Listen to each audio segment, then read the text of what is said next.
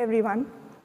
My name is Shipra, and today, along with Chung, we'll talk about some of the efficiency improvements we made for Spark aggregate operations at Meta.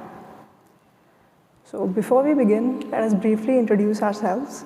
I'm Shipra Agrawal, working as a software engineer in the data platform team at Meta. Most of my work has been on Spark Core and Spark SQL. Chung is a software engineer at Anyscale. He's also an Apache Spark contributor, and he previously worked on Spark, Hive, and Hadoop teams at Meta. Let's take a look at the agenda for today. First, I'll talk about an improvement in the hash aggregate operator, where we added the ability to bypass partial aggregation at runtime. Next, I'll talk about an improvement in the object hash aggregate operator, where we made the logic for fallback to sort aggregation adaptive based on heap memory usage. Then Chung will talk about an improvement in the sort aggregate operator, including in the code gen. And finally, he'll talk about aggregate pushdown and efficient statistics collection. So first up is hash aggregate. So with the help of this query, let's try to recap how hash aggregation works in Spark. So let's say we have a table student underscore record with the field student and score, and we want to get the average score for each student. And let's say one of the partitions has the entries shown highlighted here. Then during partial aggregation, as we iterate through the records, we'll maintain a map of grouping keys and their aggregation buffers. An aggregation buffer basically has relevant information that is needed to compute the aggregate operation. So here for average, we would need to maintain both the sum and the count of scores for each student. As we keep updating the map, it'll reach the state shown highlighted here. So we can see the benefits of partial aggregation here. It reduces the amount of data being shuffled and sorted during final aggregation, and it also eliminates potential skew on the grouping key for final aggregation. Now let's look at another partition which has a higher cardinality for students. Again, we'll start with a similar approach of populating the map with grouping keys and their aggregation buffers. But when the map can't acquire any more memory, it will spill and clear itself. And this keeps happening until we've gone through all the records.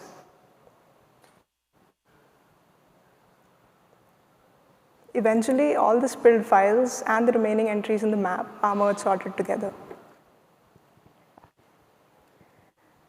So after partial aggregation, we may need to shuffle the data on aggregation key before final aggregation. And for simplicity, let's assume that in this case, all the records went to the same partition after shuffle. Then final aggregation is similar to partial aggregation in that we add entries to the map, spill if needed, do this for all the records, and eventually merge sort everything together and materialize the aggregation operation. Now, there is some wasteful processing going on during partial aggregation for the second partition. So when partial aggregation incurs spill, it falls back to sort aggregation. And when the cardinality of the grouping column, which is 5 here, is close to the number of records being processed, which is 7, and additionally we start spilling, then the sorting of this data, which is spilling to disk during partial aggregation, is wasteful because it doesn't actually reduce the number of output rows significantly. Let's also make a note of this term aggregate reduction ratio as the difference in the input row count and the output row count divided by the input row count, because we may use it in following slides. So the solution is to skip partial aggregation when it is not useful. And to decide the usefulness, we can either use historical metrics for a job or the current statistics of the job. Let's go through both the approaches and see why the second one makes more sense here. So before we talk about the first approach, let me describe a framework called history-based tuning at Meta, which we use to selectively apply optimizations to jobs. So what happens is that we log query statistics along with the query plan template, which is basically the query plan without the data-dependent parts. So even if the query is operating on different partitions of data each day, we abstract that from the plan so that the query plan template can be compared across different runs of the query. Then while running a new query, we look at historical statistics for matching query plan templates and make optimization decisions based on those metrics. So to use history-based tuning to skip partial aggregation, we can record the output row count and the input row count before and after partial or final aggregation and use the historical reduction in row count as a predictor of whether partial aggregation in the current run will be useful. Unfortunately, there could be several issues with this approach. For starters, historical statistics are not available for ad hoc workload and may not be available outside Meta even for regularly scheduled workload. Also, once partial aggregation is skipped either manually or as a result of history-based tuning, we no longer have partial aggregation statistics and may need to use final aggregation statistics as a proxy, which may be an overestimate. Thirdly, this has to be done for all the tasks in a stage. We can't selectively decide to skip partial aggregation for just a few tasks in a stage. And finally, if the input data characteristics are different across runs, then this approach will result in incorrect decision making. Now let's look at the second approach where we decide whether to skip partial aggregation in a more adaptive manner. It's worth noting that as much as we want to avoid false negatives, it's also critical to minimize the number of cases where we turn off partial aggregation even though it was useful. So in this approach, partial aggregation is skipped if the reduction ratio is less than 50% after processing a minimum of 100,000 rows, and additionally, it's incurring spill. So these values are configurable, and the default values are obtained from a similar optimization done in Hive. So this approach doesn't have any of the drawbacks of the previous approach. For example, it gives the ability to decide on a per task level whether to skip partial aggregation. We actually observed that when this optimization kicks in for a stage, around 25% tasks still have partial aggregation enabled. And this can have interesting implications like reducing data skew for final aggregation. So speaking of results, we got significant efficiency wins from this feature for the impacted jobs. So the impacted jobs were around 35% by CPU and 5% by count. And we observed a reduction of 9% in CPU time, 12% in reserved memory time, and around 35% in spilled bytes. So here's an example of a query which has 4 hash aggregate operators, and partial aggregation was actually skipped for all 4 of them. Let's look at the first partial aggregation in detail. So the number of input rows for the partial aggregation were around 8.37 billion. And then we skipped partial aggregation after processing around 4.3 billion rows. And then the number of output rows was finally 8.32 billion. So this means that for around 4.3 billion rows, the reduction in row count was just around 50 million, which translates to a reduction ratio of 1:86, which is hardly anything. Additionally, for the last 3 aggregations, there was no reduction in row count even after final aggregation. So skipping partial aggregation is especially beneficial for such jobs, and we did see it for this job with around 25% improvement in CPU time, 40% in reserved memory time, and 20% less off-heap memory usage.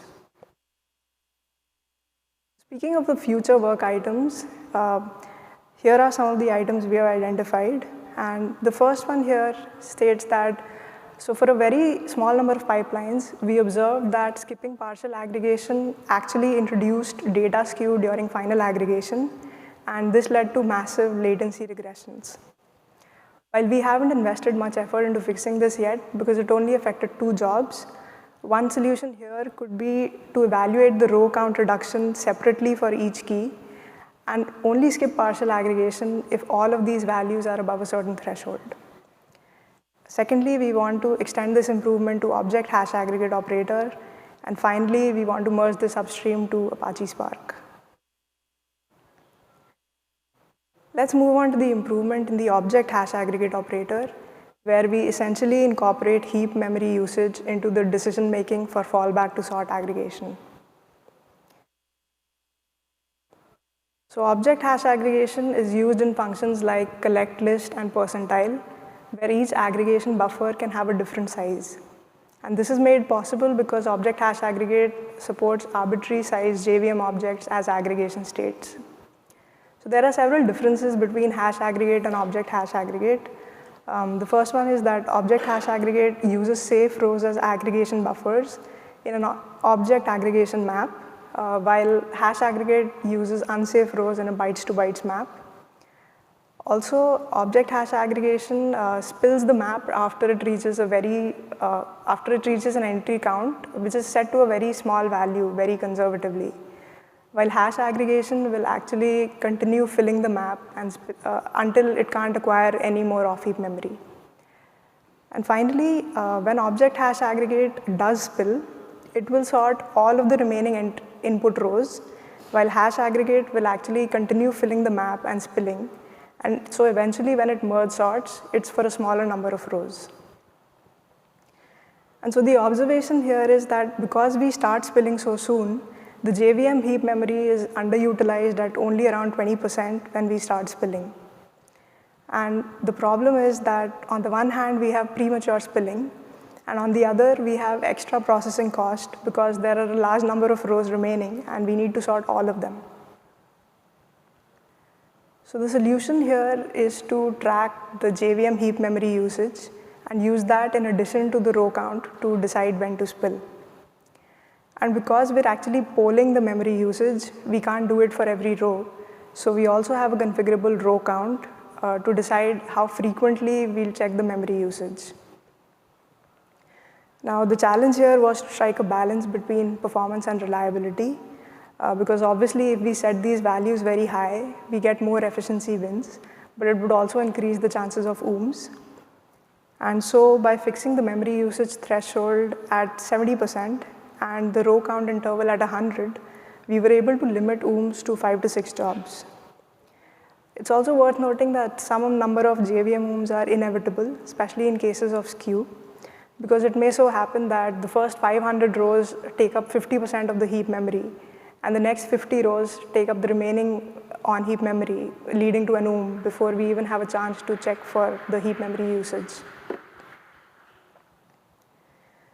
So speaking of the improvements here, we were almost always able to defer spill for the impacted tasks, and this led to the spilled bytes being reduced by more than 10%. For around half of the impacted tasks, spilling was prevented entirely. Also, the on-heap memory utilization improved from 20% to 80% at the time of spilling, and the reserved memory time reduced by more than 30%. This also reduced the pressure on off-heap memory and reduced some of the pre-existing ooms that we were facing in Spark. So here are some of the future work items we've identified here. So the first one is that instead of polling for memory usage every 100 rows or so, we can register a callback to get notified when the JVM heap memory crosses a certain threshold, and this can help us get rid of the remaining few ooms mentioned a few slides ago. We also want to explore replicating the mechanism that hash aggregate follows for sort aggregation, so we can reduce the number of rows being sorted. And finally, we want to contribute this back to Apache Spark. I'll hand it over to Chung now. So next we will talk about the sort aggregate and data sort aggregate work we did inside Meta. So sort aggregate, to give a quick refresh, so sort aggregate is different from hash aggregate, where we need a local sort on the aggregate keys before the aggregate. So before the sort aggregate, all the rows are sorted on the group by keys. So in that way, the sort aggregate will not need to build the hash table and do the hash aggregate. So it can just do a one pass of the data and the aggregate rows with same keys and just in one shot. So the difference, as I mentioned, is no need to maintain the hash table. And so it doesn't have the memory spill or the fallback logic. So, but currently there's two problems for the sort aggregate. The first one is the Spark optimizer will always prefer to use the hash aggregate over the sort aggregate.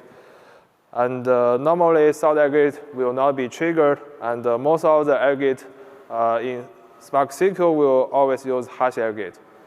The second is for the sort aggregate, Spark has no implementation for hosted code generation. And these two problems prevent us to take the advantage of the sort aggregate in the Spark SQL workload. For the first problem, actually we can improve the Spark optimizer to do a better job. So if the data is already sorted on the aggregate keys, why not we don't use the sort aggregate instead of hash aggregate? Because that will be more proficient and there's no memory issues. So we add a physical plan rule called replace hash with sort egg to check if the child of aggregate is already sorted on the aggregate keys. So if yes, then we use sort aggregate instead of hash or object hash aggregate. So this improves the performance of aggregate when the data is already sorted. So it eliminates the cost of constructing and looking up the hash tables. And this feature is already merged in Spark 3.3 and in the new Spark 3.3 release. But this physical plan rule is disabled by default to be safe. If you want to try out this feature, you need to upgrade to Spark 3.3 and enable this feature by set the configuration spark.sql.execution.replace hash with sort aggregate to true.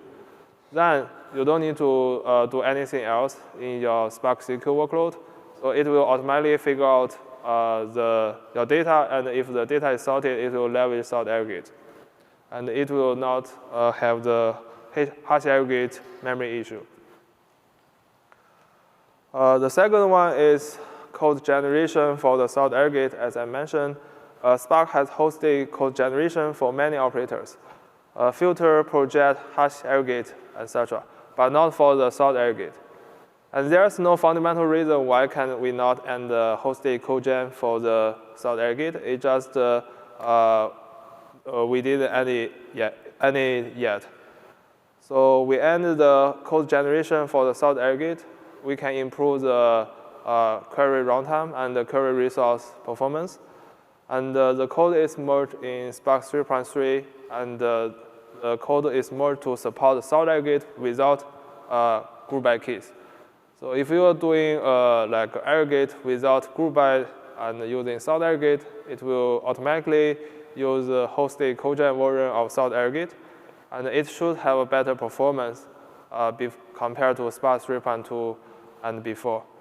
And the future release, we will plan to support sort aggregate with the group by keys. And this feature is enabled by default. Lastly, we talk about some of improvement we did for the data source aggregate. So before we talk the improvement we did, here's a little bit background of the data source we are targeting to. We using Apache ORC inside the environment. So Apache ORC is a columnar file format very similar to Parquet, where columns are stored separately, and the rows are divided into multiple groups, which we call row groups. And beside the columns, there's also a file filter at the end of the file to store the statistics of columns. So some of the statistics, such as the number of rows, row count, number of non-noun values count, and the minimal values of column and maximum value of column. And the Parquet also stores this information similarly inside the Parquet file filter. And the improvement we did is to push down some of the aggregate operation inside the ORC data source. So to mention that Parquet also ended a similar aggregate pushdown feature. And together, these features are all merged inside the Spark 3.3. So you can feel free to try it out. So for the ORC data source, we use the file filter column statistics to shortcut some of the aggregate process it. Here is an example of the query. So suppose we have a users table, and the user table has a column called ID, store the user ID information. And we want to basically want to select the minimum, which is the first user ID. So we run a query called select min of ID from the users. So normally, this kind of query will take a lot of resource because it needs to scan all the rows of the user tables and calculate the minimum based on the input. And it will be very costly because it needs to scan all the rows of the table. But we can do a better job here using the statistics. So for every ORC file, it will store the columns minimum statistics. So we can actually directly get the minimum statistics for the column ID here from each file filter. And it doesn't invoke the cost to read any actual rows from the file. It just read the file filter. So it will be much more efficient. And the next step is we aggregate the minimum statistics from every file together to get the global minimum value. And then we basically return the query result. So there's no need to process actual rows in the files, so it's much more efficient. And and the feature, as I said, is already merged in Spark 3.3, and similar to the Parquet feature. So if you query the ORC data source, Parquet data source, it will basically leverage this feature. And it's only work. One thing is to note: it's only work for data source v2, not data source v1. And this feature and the Parquet data source aggregate pushdown feature is disabled by default. You need to enable this feature by setting the configuration spark.sql.orc.aggregation pushdown equal to true.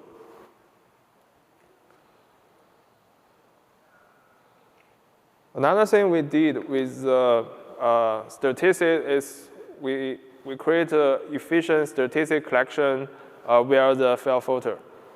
So as Spark users, it's normally a very big Spark developers. We have a big pain point is that the partition or the table statistics are very hard to maintain. So here by partition table statistics, I mean the collections of all the file statistics for the partition or for the table. So example of these statistics such as the number of rows in the table, the total, the file size of the table, and the minimum value, max value for each column. So this kind of statistics is very important, like either for quality check or for the cost-based optimizer inside Spark. But it's very hard to maintain the up-to-date this table statistics because when users inject new data into the table or modify the data in place, it's very hard to maintain the table statistics on sync. So traditional statistic collection is a separate Spark job to reprocess all the rows from each file to get this kind of statistics. So whenever you add new data into the table or the partition, you have to kick off the separate job to do the update the statistics, which is very costly and inefficient and hard to manage. So we tackle this problem by the solution to do the statistic collection only with the file filter, not to actually launch a Spark job to reread all the data. So because the columnar file filter for the ORC and Parquet is already enough to get these informations, the number of rows, minimum, max values, and file size.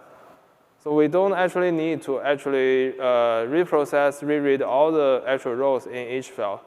And to open the file filter, as I said, is very efficient and very cost-friendly. So we enforce the statistic collection via the file filter automatically right after insert to table. So whenever there's a table has new data, ended, append, or just modified, rewrite, a new statistic collection job is automatically invoked, and to basically opening all the file filters for the new files in JS and get the statistics and update the table statistics. So it's always make sure the statistics or partition table is always accurate and updated. So this feature is in-house only in our data warehouse. It's not public in Spark open source, but similarly there can be applied into different environment. So basically this is our presentation. So feel free to ask any questions. Thank you.